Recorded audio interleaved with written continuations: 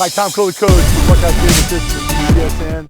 And this is really an honor for me to be with a great friend, Guy Stout, former outstanding student and football player at St. John's Jesuit, who just, oh, by the way, with his good friend Steve Guinan, happened to write a movie script, which, oh, by the way, sent to an outstanding Hollywood producer.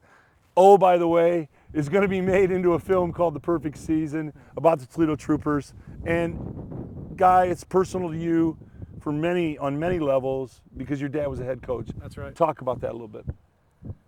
Oh, well, you know, as a kid growing up, I would hang out at the Troopers practice with my father. You'd see the success of the team.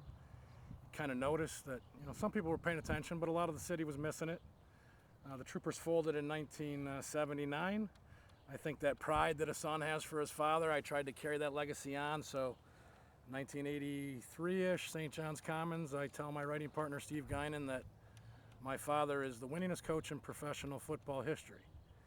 I mentioned the Toledo Troopers. You know, he's a 14-year-old. He remembers them. So you're two high school guys sitting in the Commons, and I want to make sure I got this right. Okay. Two high school guys sitting in the Commons in between maybe a burger and fries, and you say... Probably just mooch some money to buy lunch. Yeah.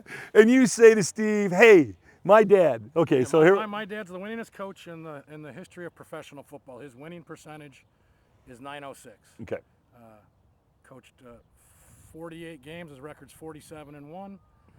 I said, you don't have to believe me, but it doesn't make it not true. Yeah. And he said, somebody should write a movie about that. So you fast forward to 2010. We're in town with another friend of ours from St. John's, a guy named Eric Langendorfer. We're doing the Sylvania Triathlon as a team. Sure. At the end of that weekend, it's all hugs and giggles. See you in 6 months. You know, we're all married guys. And Steve and I kind of in that moment shook on it and said, hey, let's do that screenplay. Let's write that Troopers thing. What's next? So in 2010, in earnest, we started that. It was a long and arduous process. We interviewed a lot of the players. We got the coaches back together for the first time. My father, unfortunately, at the time had been diagnosed with stage 4 colon cancer, so we just kind of knew that, you know, his days were limited. So, but your dad was excited that you took on this project. Over the moon. I mean, put him in the same room with his assistant coaches at Spaghetti Warehouse. First time in 30 years, they wept. Yeah. They wept. Linda Jefferson was there. Steve had the privy of watching. Jerry Davis shows up with a suitcase full of memorabilia. We open it up. We're like, oh my God, look at all that stuff. You know, how did you keep all of that all these years? And he said, I just didn't want anyone to forget about us. And that was kind of the motivation for Steve and I to just dig into it. They provided the stories, they provided the archives, they provided the memorabilia, and we just kind of wove the story together. And we took 3 years doing that. We met Brett in April via phone and Twitter. Brett Leonard, noted Hollywood producer. That's right. Brett's the director and producer on this film. We met Brett in April of 13. Brett relocated to Toledo in January of 14 and is now on this project full time. What is it? It's got to be so fulfilling for you, Guy, that you made this commitment to your dad. And I know what your dad meant to you your entire life and what kind of man he was. To see this come to fruition has to be an awesome feeling. It's exciting. It makes my spine tingle. I, you know, pinch myself each day. It's a lot of hard work and nothing's set in stone, but I feel, you know, each day he kind of kicks us out of bed and treats us a bit like he treated Gloria. You know? Just get to work. Yeah, your dad was a taskmaster, but all the ladies, it's interesting because all of the ladies profited from that toughness that he helped give to them.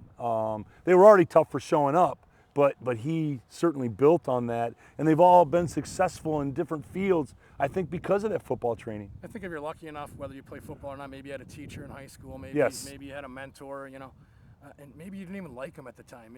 Maybe you just thought they were too much, but then the older you get, the wiser you become, and you say, that person just really had my best interest at heart, tried to make me the best, tried to bring the best out in me, and I think, if anything, that's my dad's guilty of that all day long. Yeah, my mom hit genius level when, by the time I was 40, she was a genius. Yeah, you know, right. I mean, everything she said was spot on. Yeah. The writing of the movie, The Perfect Season, it's a true story. So, you know, Hollywood sometimes takes true stories and they add a lot of things that didn't really happen. How sensitive are you and Steve to being true to the original product? Well, I think I'm way more sensitive than Steve. Steve has a writing background. sees how things should be formatted together, how stories can condense. I'm the one that has to look at these ladies in the face and say, Yes. here's why we did that. Everything in the movie is true. It may have happened out of order. It may have happened differently. Right. There's these condensed emotional moments like director Leonard talked about. But as far as my family story goes, it's not touchable. It's the arc that it is. A lot of it's based around my dad's journey through his family and the coaching of the troopers. So football is really a conduit to telling a great story in this movie. Well, I know, Guy, how proud your father always was of you and is of you now. I know that he knows what you're doing and what's going on. I understand how those things work. And on behalf of Buckeye Cable and BCSN. Well, hey, 1 second. You can't sign off just yet. So I'm going to flip the script on you. Okay. As one of the writers of the film Hard Heart, the new transmedia piece recorded by Jamie Mills, a songwriter here in town. Yes. You're one of the co-authors of that song. Yes. How does that feel to be a part of the film? You know what? It feels great. We were talking off camera because I was in football my whole life as a player and a coach. You were my freshman coach. Yeah, and you survived that. That's right. That's right. But I knew when I heard you were doing the film, I knew that there are certain axioms in football that are always the same, whether it's grade school, high school, college, pro. It doesn't make any difference. There's a certain element of toughness, physicality, determination, heartbreak, disappointment, elation. All those things are involved in football. You play. Sure. And I said, well, if Steve and Guy are doing this film, you're going to need a song. And because I write songs on the side, and I said, okay.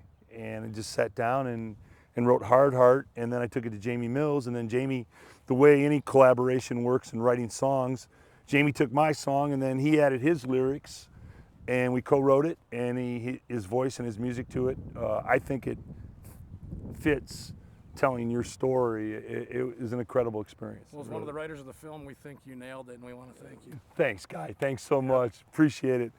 Tom Coley, coach for Buckeye Cable and BCSN.